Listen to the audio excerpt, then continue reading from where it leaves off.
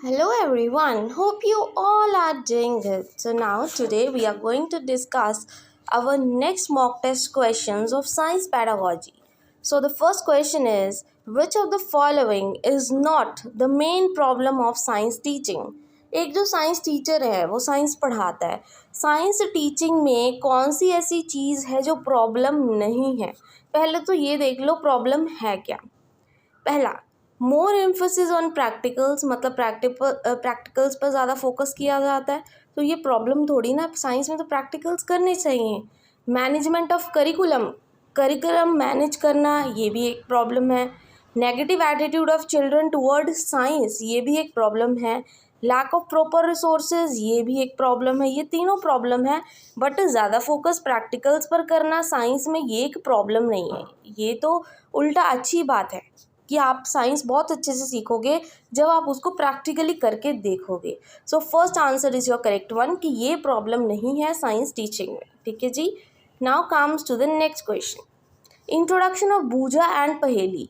तो आपने देखा होगा आपकी जो टेक्स्ट बुक्स है उसमें जो एक बॉय और गर्ल की फ़ोटो बनाई जाती है उसका नाम बूझा रखा जाता है, दूसरे का गर्ल है जो उसका नाम पहेली रखा जाता है। तो वो सारी चीज़ें टेक्स्ट बुक्स में क्यों होती हैं? ठीक है, to eliminate the problem of, किस कौन सी प्रॉब्लम को ख़त्म करने के लिए उन्होंने बूझा एंड पहेली के जो करेक्टर्स हैं ना साइंस बुक में इंट्रोड्यूस किए हैं। पहला, अनइंटरैक्टिव टैक्स की जो टेक्स्ट है वहाँ पे लिखा होता है, वो जब तक कुछ अच्छा ना लिखा हो तब तक, मतलब वहाँ पे कुछ अट्रैक्शन नहीं होता, आपको अच्छा नहीं लगता पढ़ने में। जब थोड़ी क्वेश्चनिंग हो, रीजनिंग वाले क्वेश्चन हो, आपको पढ़ने में बहुत अच्छा लगता है। तो बिल्कुल सही बात है। ठीक है, लेंथी टेक्स्ट, इससे टेक्स्ट लेंथी थोड़ी हो जाता है, ये तो एक स्टोरी की तरह है, फिर आपको वो चीज़ इजीली समझ आ जाती है। Lack of illustrations in the book, नहीं जी, पिक्चर्स हैं तो लैक ऑफ इलस्ट्रेशन कहाँ से हुआ? Lack of cartoons and photographs, नहीं जी। तो ये क्या है? अनइंटरैक्टिव टेक्स्ट का जो एक प्रॉब्लम है ना उसको दूर करने के लिए बूझा एंड पहेली के जो करेक्टर्स हैं उसको इंट्रोड्यूस किया गया है। ठीक है जी। Now comes the next question, which of the following is the most probable reason for failing of classroom demonstration.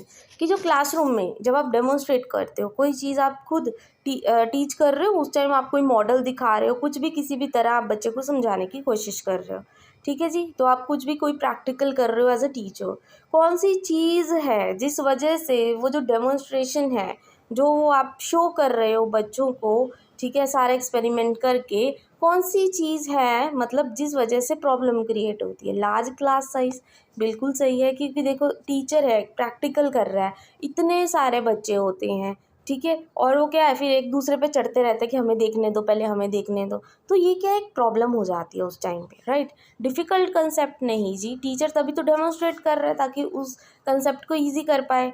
Attitude of teacher, नहीं जी। लैक ऑफ स्टूडेंट इंटरेस्ट, नहीं जी। ज़्यादा प्रॉब्लम किस में आती है डेमोन्स्ट्रेशन टाइम? कि क्लास साइज बड़ा होता है, इस वजह से प्रॉब्लम आती है, right. I hope this question is clear. Now comes to the next question, the biggest challenge faced by the science teacher in effective science teaching at junior and middle level. Junior and middle level की बात की गई है कि सबसे बड़ी challenge, सबसे बड़ी प्रॉब्लम जो टीचर फेस करता है वो क्या होती है? लैक ऑफ रिसोर्सेज, ठीक है। डिसइंटरेस्टेड चिल्ड्रन, अरे वो तो छोटे बच्चे हैं, अभी उनका कहाँ इंटरेस्ट बना, अभी तो आप सिखाओगे उनको। अनअवेलेबिलिटी ऑफ बुक्स, नहीं जी, बुक्स तो होती ही होती है, नन ऑफ द अबव तो नहीं होगा। लैक ऑफ रिसोर्सेज हो सकता है क्योंकि छोटे बच्चे को, प्राइमरी के बच्चे को, जूनियर बच्चे को आपने देखो वो चीज़ें करके दिखानी है, आपको रिसोर्सेज चाहिए जिससे आप बच्चे की टीचिंग इफेक्टिव कर सको और अच्छे से समझा सको, क्योंकि छोटे बच्चे क्या है, कंक्रीट मटेरियल देख के ज़्यादा सीखता है, राइट। तो अगर रिसोर्सेज प्रॉपर नहीं होंगे तो टीचर के लिए ये एक बहुत ही बड़ी प्रॉब्लम हो जाएगी, बहुत ही बड़ा चैलेंज हो जाएगा, right. I hope this question is also clear to you. Now comes to the next question, which of the following is an example of summative assessment. इसमें से समेटिव असेसमेंट का जो एग्जाम्पल है वो क्या है? समेटिव क्या होता है? जब आप सेशन के एंड में आप बच्चे का रिजल्ट बता रहे हो, बच्चे को ग्रेड्स दे रहे हो, ठीक है। फॉर्मेटिव क्या होता है? जब आप ड्यूरिंग द टेस्ट और ड्यूरिंग द प्रोजेक्ट, कोई भी ड्यूरिंग द एक्टिविटी आप बच्चे को बता रहे हो, राइट। समेटिव होता है जब एंड में जाके बताओगे। So revision question at the end of the lesson, end ही आ गया तो ये तो बिल्कुल सही एग्जाम्पल है। इंट्रोडक्टरी क्वेश्चन एट बिगिनिंग, नहीं जी, ये फॉर्मेटिव में आ जाएगा। क्वेश्चन आस्क्ड वाइल टीचिंग, ये भी फॉर्मेटिव में आ जाएगा। Classroom observation during the teaching, during बीच में नहीं जी, ये फॉर्मेटिव में आ जाएगा। At the end of the lesson, ये क्या हो जाएगा, एक समेटिव असेसमेंट हो जाएगी, right. I hope this question is clear. Now next question, which one of the following is a key feature of formative assessment in the science. अभी जैसे summative बताया, अब फॉर्मेटिव बताओ क्या होता है। फॉर्मेटिव होता है जब आप ड्यूरिंग करते हो, right.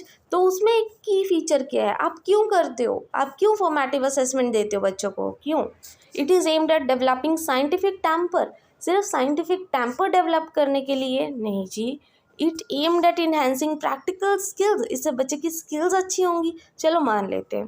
Conducted at the end, end में तो समेटिव होता है। It is diagnostic in nature, ये ज़्यादा बेटर है as compare to B option, right, कि ये डायग्नोस्टिक होता है। डायग्नोस्टिक क्या मतलब, बच्चे की स्ट्रेंथ एंड वीकनेस को पता करना।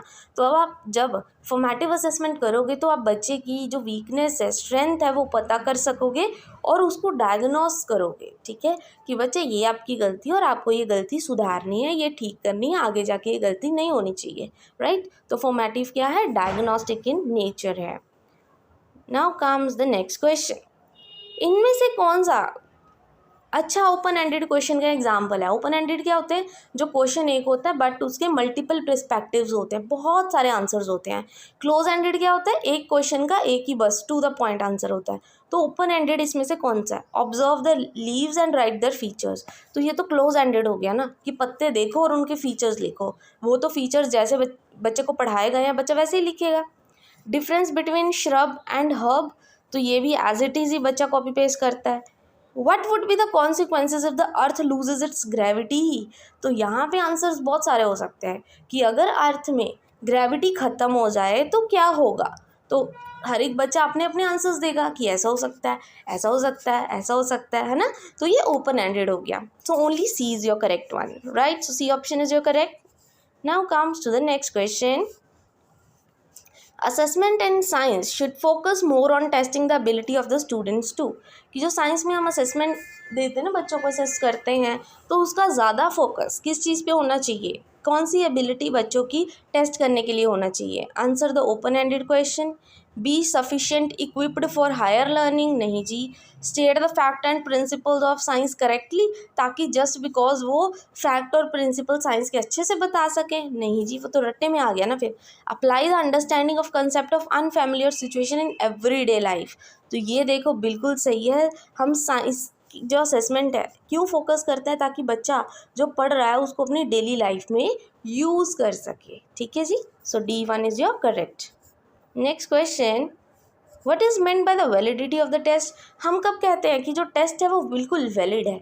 वैलिड होता है कि जिस चीज़ के लिए आपने वो टेस्ट बनाया है, अगर आपने कोई टेस्ट बनाया बच्चों की IQ टेस्ट करने के लिए, तो वो चीज़ IQ ही टेस्ट करेगा, तभी हम कहेंगे वो टेस्ट बिल्कुल वैलिड है, ठीक है। शॉर्ट इन लेंथ, नहीं जी। लॉन्ग वैलिडिटी पीरियड हो जिसका, उसको वैलिड बोलते हैं, नहीं जी। Easy to attempt, easy questions हो जिसमें, नहीं जी, वो होता है मेजरिंग द रिक्वायर्ड कंसेप्ट, ठीक है। कि जैसे IQ टेस्ट करना है तो आप IQ टेस्ट ही करोगे, अगर आपको एटीट्यूड चेक करना है तो आप एटीट्यूड वाला ही टेस्ट प्रिपेयर करोगे, ठीक है। सिर्फ रिक्वायर्ड कंसेप्ट जो है उससे रिलेटेड आप टेस्ट प्रिपेयर करो, तभी हम कहेंगे जो टेस्ट है वो क्या है, वैलिड है, right. Now comes to the last question, major objective of organisation of science exhibition is to. जो हम एग्जीबिशंस वगैरह करवाते हैं, ठीक है, उसका मेन ऑब्जेक्टिव क्या है, मेन उद्देश्य क्या है जो हम करवाते हैं एग्जीबिशंस। ग्रेड, बच्चों को ग्रेड देने के लिए एग्जीबिशंस करवाई जाती हैं, नहीं जी। अपॉर्चुनिटी देने के लिए, टू कम्पीट विद अदर्स, ताकि वो कंपटीशन करे दूसरों से, नहीं जी। बच्चे को अपॉर्चुनिटी देने के लिए, to showcase the creative ideas, बिल्कुल सही है, ताकि बच्चा अपनी क्रिएटिविटी शो कर पाए, तभी तो एग्जीबिशंस लगते हैं, फेयर्स लगते हैं, मेलाज लगते हैं। Give opportunity to enhance their academic, सिर्फ स्टडीज़ अच्छी करने के लिए नहीं होगा, ये बच्चों की क्रिएटिविटी सही करने के लिए होता है। So C option is your correct one, ठीक है जी। So these are are questions. I hope आज के क्वेश्चंस आपको अच्छे लगे हो, इंटरेस्टिंग लगे हो, और अगर आपको वीडियो अच्छी लगी हो then please don't forget to like and subscribe my channel. Thank you very much.